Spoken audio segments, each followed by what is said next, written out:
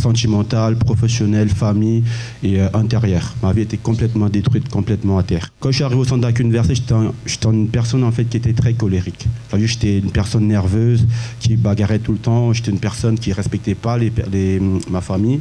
Je respectais pas mes parents, je respectais pas mes frères. J'avais tout le temps des problèmes en fait. Je sortais dans la rue, je bagarrais avec d'autres garçons. Quand j'étais encore tout petit, quand j'avais l'âge de 1 an, 2, 3 ans, mon père et ma mère, ils ont eu une séparation. Ça veut dire que ma mère, elle est partie de la maison, je n'avais pas compris ce qui se passait. J'avais grandi dans cette sphère-là où j'étais qu'avec mon père et mes grands frères.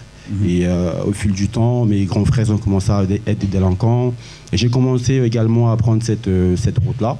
Et donc depuis tout petit que je suis comme ça. Et j'ai aussi c'est un mal-être que j'avais en moi, parce que moi, je n'avais pas vécu avec ma maman. Donc je voulais réellement la connaître, je ne savais pas pourquoi ils étaient séparés. Et c'est quelque chose qui m'a vraiment aussi, qui a beaucoup agi dans cette sorte de colère que j'ai toujours nourrie à l'intérieur de moi. Dans votre jeunesse, vous étiez dans la délinquance aussi? Totalement dans la délinquance, oui. Quoi, par exemple? Par exemple, je ne respectais pas les gens, je faisais des vols. Vous voliez? Voilà, des vols, mensonges, bagarres. Je ne respectais pas les autorités. Même 2 fois, j'ai bagarré avec la police, j'allais au tribunal, c'était vraiment détruit. Avec mes copains, j'ai même montré cette apparence de moi qui était le plus dominant, qui voulait toujours être là, en faisant n'importe quoi. Mais quand je rentrais chez moi le soir, c'était autre chose en fait. C'est-à-dire que je rentrais chez moi, j'étais tout seul. Et là, la vraie nature revenait, j'étais tout triste en fait. Et donc c'est quelque chose que je n'arrivais pas à contrôler. Et cela en fait avait de la répercussion au niveau de ma vie sentimentale. Parce que j'étais avec ma copine, ça faisait 5 ans qu'on était ensemble quand je suis arrivé au centre d'accueil. Et notre vie en fait, elle était complètement par terre. Ça veut dire que toutes les semaines, on avait toujours une histoire. Dispute, bagarre, la police qui venait à la maison. C'était horrible. Je l'insultais, je la trompais. C'était vraiment une vie où il n'y avait pas d'entente. Parce que le fait que je n'avais pas connu ma mère aussi, c'était un truc, je pense, maintenant, que je n'ai pas eu cet apport-là au niveau féminin. Donc je ne respectais pas du tout les filles, je ne respectais pas du tout... Et même comme ça, vous êtes resté avec elle 5 ans? 5 ans. La police venait, la bagarre, l'insulte, voilà, c'était comme ça. des agressions. Exactement. Une vie d'apparence en fait. Oui. C'est-à-dire que j'aimais toujours me montrer, toujours au-dessus de tout le monde. Ça veut dire que j'aimais toujours avoir tout ce qui était grand, tout ce qui brillait. Tout ce qui était... c'était parce qu'à l'intérieur de moi, j'avais ce manque-là et j'ai cherché quelque chose justement pour combler ça. Ça veut dire que ça passait par des vêtements, des chaussures, des boucles d'oreilles, tout ce qui était vraiment, qui attirait en fait. Donc c'était ça de ma vie. Et ma vie professionnelle était vraiment par terre également. Quand je suis arrivé au centre d'accueil, c'est ma copine qui avait été invitée. 1 mois, 2, 3 mois plus tard, elle m'a réinvité. Et vous avez commencé à participer c'est là que j'ai commencé à participer des chaînes de prière. J'ai commencé vraiment, je me suis dit là, je vais vraiment tout donner. Je vais donner ma vie. Parce que quand j'étais dans le monde, en fait, je n'étais pas le genre de personne qui était timide dans des situations. C'était non, moi je vais aller, j'y vais. Et vous avez commencé j'ai commencé à changer. J'ai commencé à participer aux chaînes de prière. J'ai commencé à vouloir vraiment ce désir-là de changer de vie. Et où entre la campagne d'Israël dans votre vie? La campagne d'Israël, en fait, elle rentre dans ma vie 2-3 mois après. J'ai participé de la campagne, j'ai vu les témoignages, et là, pour moi, c'était une opportunité. Je me suis dit, là, mon Dieu, je vais tout faire. Je n'avais pas besoin qu'on vienne m'expliquer pourquoi, comment. J'avais pris cette décision à l'intérieur de moi. Vous avez déjà accepté, vous avez compris la chose. Voilà. Vous êtes parti vers le sacrifice. J'ai fait mon sacrifice. Je ne me suis pas préoccupé si Dieu allait répondre, si Dieu n'allait pas répondre. C'est quelque chose que j'ai mis entre les mains de Dieu. J'ai continué à faire mes chemins, j'ai continué à venir à l'église, j'ai continué à participer, à être là. Je ne me suis pas préoccupé du sacrifice, de la réponse. Aujourd'hui, Brice est une personne complètement différente. Sur tous les domaines, sur tous les aspects, Brice l'a totalement changé. Au niveau de ma vie sentimentale, tout va bien. Ça fait, je crois, aujourd'hui même pour vous dire, on est devenus des exemples pour nos familles maintenant. Quand il y a un problème, ils se réfèrent sur nous. Aujourd'hui, ma vie sentimentale, elle est bénie. Au niveau professionnel, après la campagne d'Israël, je suis rentré dans une grande entreprise. Une grande entreprise avec un poste important, dans une très grande entreprise. Le sacrifice pour lequel j'ai fait la campagne, c'était mon intérieur. C'était un nouveau Brice. Vous vouliez un nouveau Brice. Intérieurement, j'ai totalement changé. Je ne suis plus du tout la même personne. Brice, félicitations. Je vais même t'enlacer parce que tu es devenu un champion. Que Dieu te bénisse. Amen. J'étais une personne très rebelle. Je ne supportais pas l'autorité. Très insolente, vulgaire, très très vulgaire dans ma façon de parler. C'est vrai? Je disais énormément de gros mots. J'avais peur de personne. J'étais remplie de haine, de rancœur. J'avais des envies de meurtre également, parce que j'ai perdu mon grand frère d'une certaine façon, et donc du coup, je voulais le venger. J'avais 17 ans, moi, plutôt. Et donc, à partir de ce moment-là, donc il y a eu la période de deuil, mais après, pour ressortir du deuil, en fait, je ressortais du deuil avec de la mauvaise façon, avec toute la haine à l'intérieur de moi. Autant avec les gens que je connaissais bien, qui m'étaient proches, je parlais, je rigolais, tout allait bien. Mais parfois, dès que je rentrais chez moi, je suis toujours dans ma chambre, toujours enfermée dans ma chambre. Et même quand mes parents me parlaient, ils voulaient me corriger ou quoi qu'est-ce, je supportais pas. Je me fâchais beaucoup avec ma mère, énormément.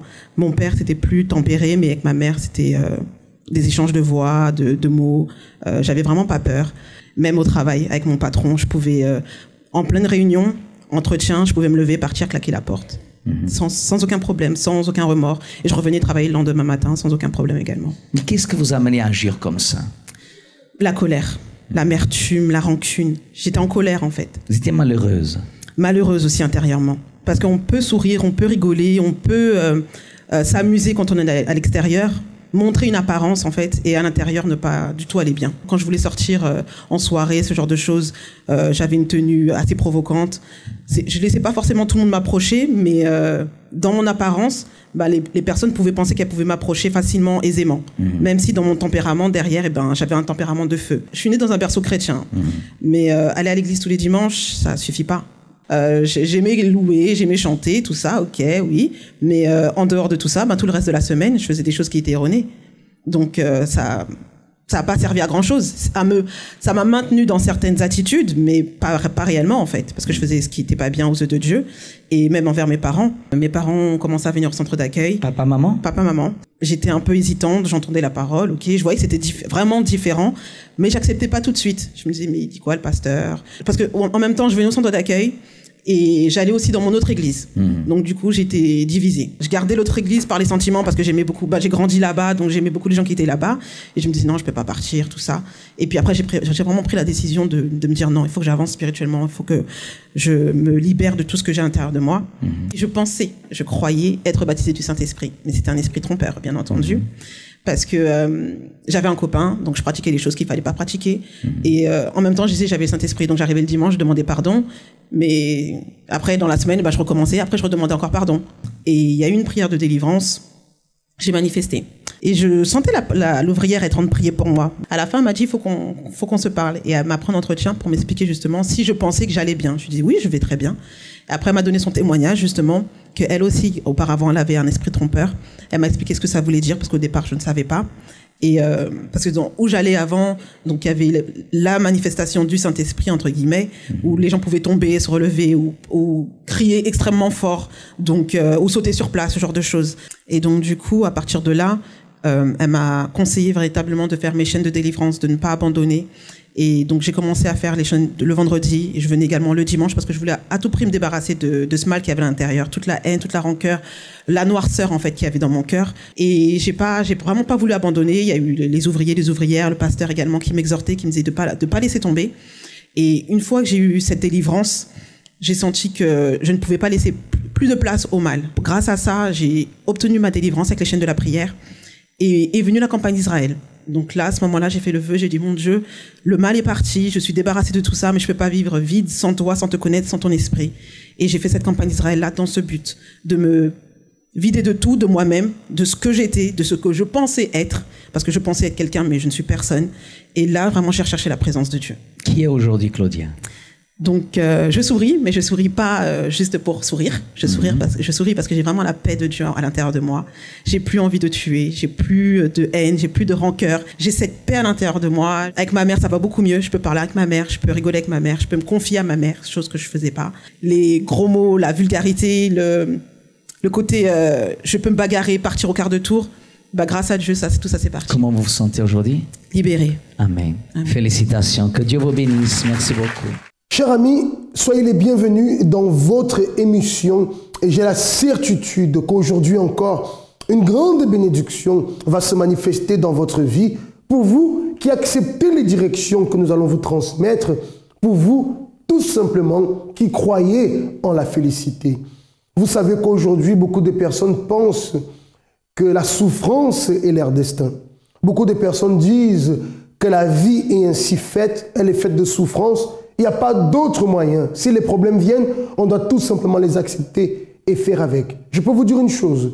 Lorsque quelque chose a été décrété dans votre vie, vous pouvez changer le cours de votre vie. Je vous invite déjà à préparer votre verre d'eau. Tout à l'heure, nous allons faire la prière en votre faveur. Mais je vous invite en ce moment à voir cette histoire, le témoignage de Biala. Quel est le miracle que Dieu a fait dans votre vie? Voilà, le miracle que Dieu a fait pour moi, c'est par rapport à mon fils qui a souffert d'une entérocolite, une infection intestinale.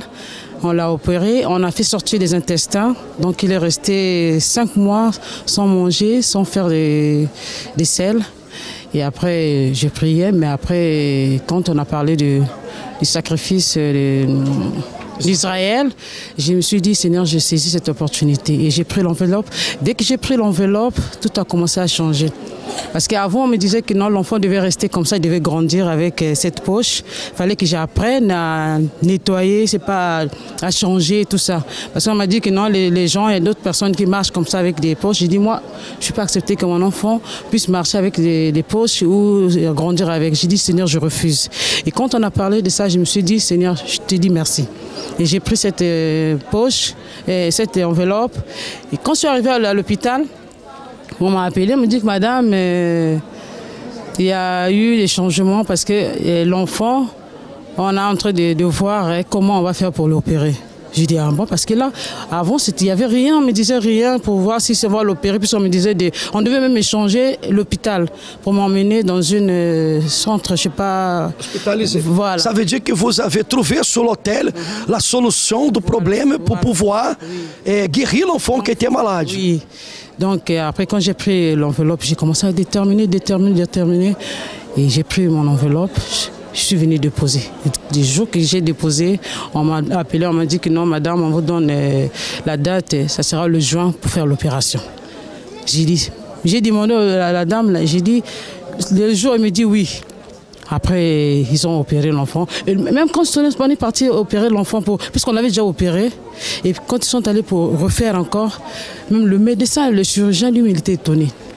Il m'a dit, comment ça se fait? J'ai dit, madame, docteur, qu'est-ce qui ne va pas? Il me dit, quand on a opéré l'enfant, dans son ventre, c'est comme si il n'avait jamais, c'est comme si on n'avait pas encore opéré. Ça veut dire, avant le médecin, Dieu a fait le miracle. Voilà, Dieu a fait le miracle.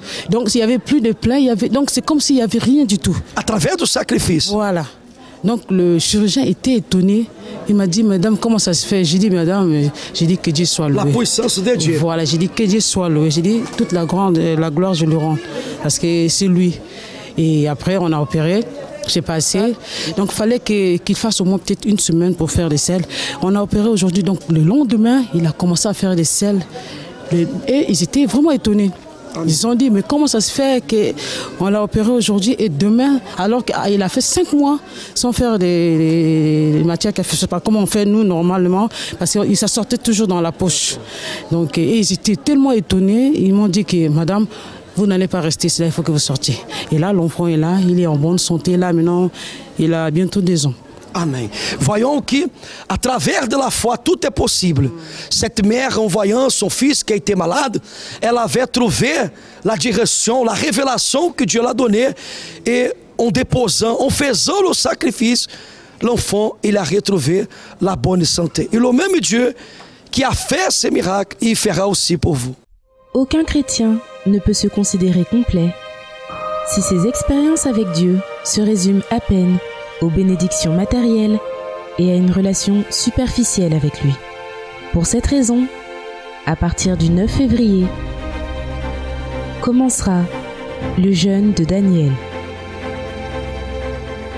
Durant 21 jours, nous allons nous déconnecter de toute information et divertissement séculaire et concentrer toutes nos pensées et toutes nos forces pour renforcer notre relation avec Dieu.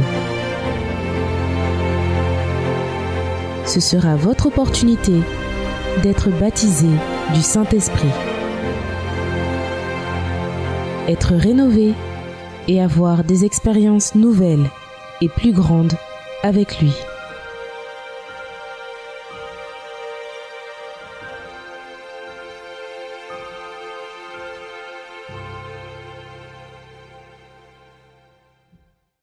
Dans mon caractère, j'étais une personne très colérique, également parfois anxieuse. Je faisais face à certaines crises d'angoisse. J'avais également de la tristesse à l'intérieur de moi, qui était vraiment enfouie en fait. Je pensais avoir vaincu ça, mais je me suis rendu compte qu'il y avait quand même cette racine-là qui était restée en fait à l'intérieur de moi. Quelques mois après le fait que je sois arrivée à l'église, il y a eu un premier jeûne de Daniel. Je l'ai fait, mais sans vraiment prendre conscience de pourquoi je le faisais. Il n'y a pas vraiment eu de changement. Bien sûr, j'ai été détachée de tout ce au quoi j'étais rattachée, que ce soit au niveau de tout ce qui était télévision, musique, etc. Mais ça n'a pas vraiment changé grand-chose à l'intérieur de moi. C'était vraiment parce que tout le monde l'avait fait que j'étais en train de le faire, sans même moi-même savoir pourquoi. Je voulais vraiment avoir en fait cette transformation-là parce qu'on parlait souvent du Saint-Esprit, du baptême du Saint-Esprit, et je ne connaissais pas cela du tout, mais à l'intérieur de moi, j'avais vraiment cette curiosité-là, j'avais envie de recevoir ce baptême-là moi aussi, de voir quel changement cela pourrait apporter à mon intérieur, de connaître en fait cette paix dont tout le monde parlait, mais était inexplicable en fait. Lorsque le deuxième jeûne de Daniel est arrivé, je me suis dit que je voulais vraiment pas rater cette opportunité-là. À partir de ce moment-là, j'ai vraiment décidé en fait de me concentrer. Ça a demandé du sacrifice parce que il y avait cette partie-là de moi qui voulait toujours un peu être au contrôle et j'ai dû vraiment me détacher de moi-même, me remettre entièrement entre les mains de Dieu pour pouvoir recevoir ce baptême-là du Saint-Esprit. Du coup, je me suis remise à 100% durant ce jeûne-là. Je me suis totalement sacrifiée, j'ai sacrifié toute partie de moi-même, de vraiment me remettre entre les mains de Dieu parce que je voulais pas qu'un second jeûne passe et de rester telle que j'étais. Je voulais vraiment ressortir différente. J'ai vraiment pris ce temps-là pour méditer, que je ne prenais pas avant. J'étais très attentive aux réunions. Je suivais beaucoup les blogs de l'évêque Macedo, mais également de Madame Viviane qui m'ont beaucoup aidée. Ça a été vraiment un moment important pour moi en fait. Je prenais vraiment ce temps-là pour méditer chez moi, prendre ce temps-là pour rechercher le Saint-Esprit. Au début, ça n'a pas été facile, mais le moment où j'ai eu ce déclic-là, c'est vraiment lorsque un jour j'écoutais l'audio de Madame Viviane et dedans elle disait en fait que si on s'était remise à 100% dans ce jeûne-là, on devait vraiment, à partir de ce moment-là, on devait réclamer à Dieu ce qui nous était dû.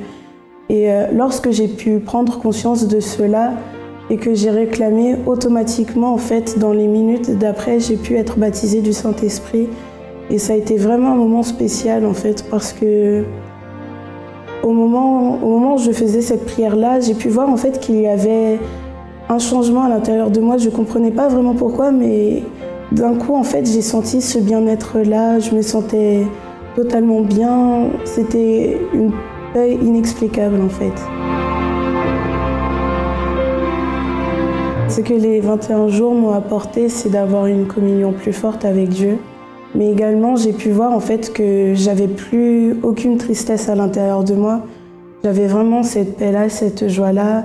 Également, j'avais plus aucune colère et ça m'a apporté beaucoup de patience qui m'ont beaucoup aidé dans la vie quotidienne. C'est-à-dire que lorsque je passais par des luttes, par des difficultés, je ne m'inquiétais pas de la situation actuelle en fait, parce que je savais que ça allait finir par s'arranger par la suite.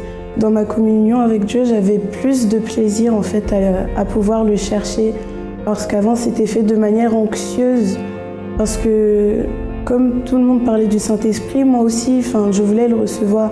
Mais lorsque j'ai compris que c'était pas le fait de recevoir le Saint-Esprit qui était important, mais que c'était beaucoup plus que ça, que c'était la manière dont ça allait me transformer moi-même, je découvrais vraiment en fait le fait d'avoir une vraie relation avec Dieu.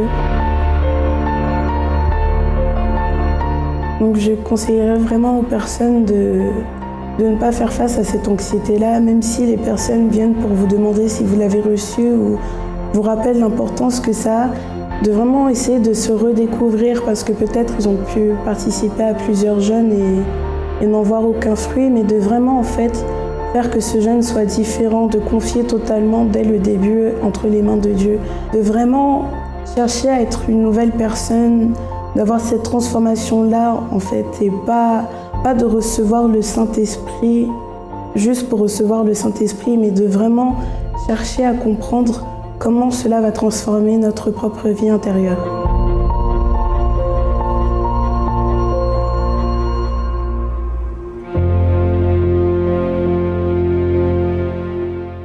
Comme je disais tout à l'heure, vous pouvez changer l'histoire de votre vie, vous pouvez changer le cours de votre vie. Voyez quel destin, je peux dire, avait été donné à son enfant, qu'il vivrait avec des séquelles et qu'il porterait une poche constamment, mais n'a pas accepté cela. Et lorsqu'elle a agi la foi, elle a pris l'attitude de combattre cette situation dans la foi, le résultat est là, montrant ainsi que par la foi, confirmant que par la foi, tout est possible. Très cher ami, peut-être vous attendiez que vous allez continuer à vivre avec cette maladie. Peut-être vous attendiez qu'il n'y a pas de futur pour vous sur le plan professionnel, que vous êtes limité. Peut-être vous attendiez qu'il n'y a plus de solution pour votre mariage. Tout cela peut changer. Tout va dépendre de la décision que vous allez prendre, ou de continuer dans cette situation, ou de faire alors ce que Biala a fait, ou aussi ce que Michelet a fait pour sortir de sa situation. Voyons son histoire. Avant d'arriver au centre d'accueil universel, et donc j'étais perdu. Perdu dans la drogue, perdu dans l'alcool, j'étais vicieux, en fin de compte vicieux à toutes ces choses-là. Et je même perdu mes frères dans la drogue. Et en fin de compte, ils sont morts dans la drogue.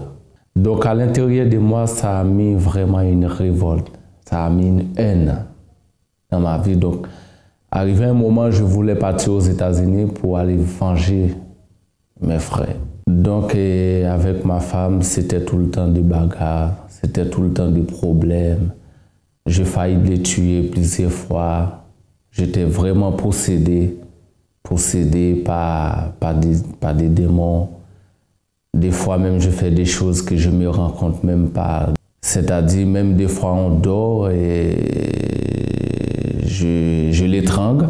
Après, c'est quand je me suis réveillé à moi-même et je vois donc que j'étais en train de les tuer sans même savoir. Oh, le climat à la maison, c'était vraiment horrible. Vraiment, vraiment horrible. Il y avait des ondes négatives. Je n'écoute pas mon épouse. Je fais ce que je fais. Il n'y avait pas d'union. On se dispute souvent et des fois les disputes, ça...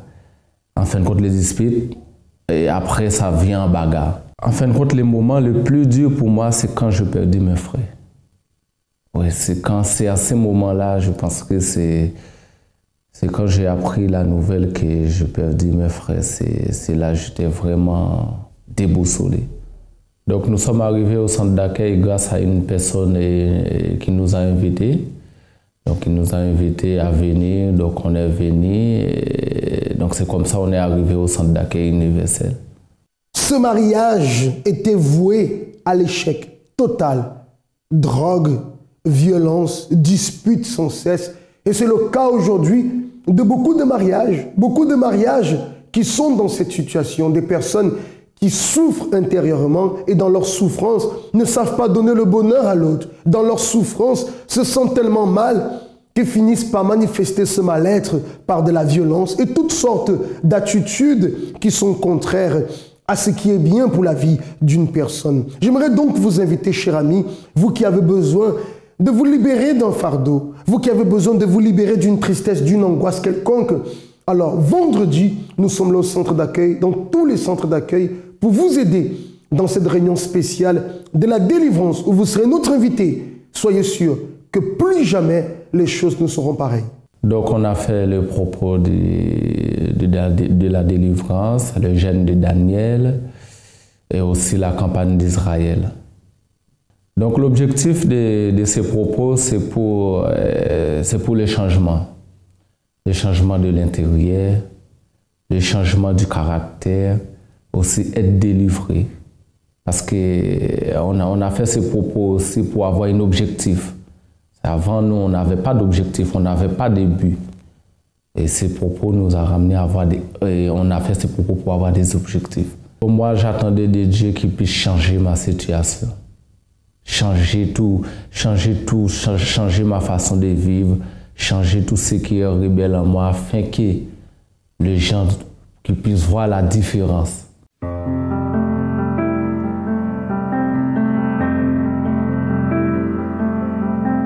Donc après que j'ai agi ma foi dans les propos, donc nous sommes délivrés, je suis délivré par toutes les vices, la drogue, l'alcool, le dispute, le démon qui me persécute. Donc grâce à Dieu maintenant nous sommes délivrés. Je suis délivré, donc je suis, par rapport aux propos des jeunes de Daniel, j'ai reçu le baptême du Saint-Esprit. Donc j'ai le Dieu qui vit en moi, dans ma maison il y a la paix, il y a la joie. En fin de compte, une joie immense. Ça, je ne peux pas l'expliquer, mais il est immense cette joie. Et pour la campagne d'Israël, donc nous avons déjà toutes les campagnes d'Israël. Donc la campagne d'Israël, c'est une opportunité pour les gens qui n'ont pas en fin de compte, qui fait les choses, qui ne voient pas. Moi, je vous propose à tous de faire la campagne d'Israël. Donc, pour la campagne d'Israël, donc grâce à la campagne d'Israël, j'ai ouvert ma société.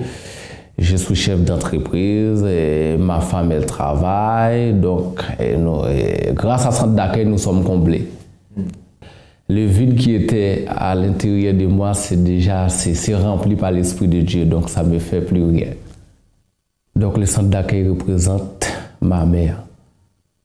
En fin de compte, l'amour que je n'ai pas eu d'un père, d'une mère, donc le centre d'accueil représente tout ça. Tout peut changer lorsque nous nous engageons à croire et à lutter. C'est la raison pour laquelle j'aimerais faire la prière pour vous tous qui voulez cette force pour pouvoir lutter pour votre vie. Prenez votre verre d'eau et faisons la prière.